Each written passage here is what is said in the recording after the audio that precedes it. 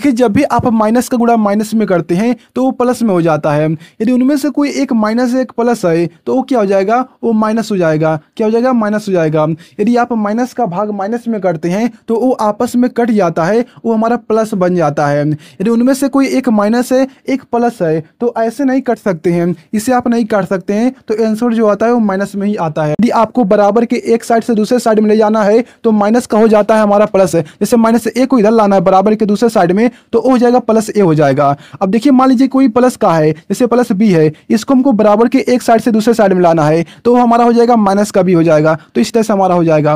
यदि मान लीजिए कोई संख्या गुणे में है, जब बराबर के एक साइड में लाएंगे तो वो हमारा हो जाता है, क्या हो जाता है, भाग हो जाता है। डिवाइड में है, जब इसे हम इक्वल के दूसरे साइड में ले जाएंगे तो वो क्या हो जाता है, इनटू में हो जाता है। यानी कि यहाँ पर जो ए है ये हमारा गुणे में बदल जाएगा। इस तरह से बहुत ही ध्यान से देखिएगा, जैसा कि यहाँ पर गुणा हो रहा है, यहाँ पर भाग हो रहा है। जब हम गुणे को बराबर के इस साइड में लाएंगे तो ये हमारा भाग हो जाएगा। मैंने कहा जब माइनस को इक्वल के दूसरे साइड में जाएंगे तो प्लस में हो जाता है, लेकिन देखिए यहाँ पर गुणा हुआ है और ये क्या है, इसके साथ माइनस लगा हुआ है तो ये नहीं चेंज होगा। एक साथ दो साइन नहीं बदलते हैं, यहाँ गुणे के साथ है ना, तो यहाँ पर देखिए माइनस हमारा ऐसे ही रहेगा। इसे आप चाहें तो एक तरह से और भी लिख सकते हैं, आप चाहें तो इस माइनस को इधर ही छोड़ सकते हैं। जैसे यहाँ पर कुछ नहीं था, एक था बचा हुआ है, तो आप इस माइनस को चाहें तो यहाँ पर छोड़ भी सकते हैं या फिर चाहें तो इसे इधर ला भी सकते हैं। यानी कि माइनस का साइन नहीं बदलता है यदि गुणे और भाग के साथ है। तो आप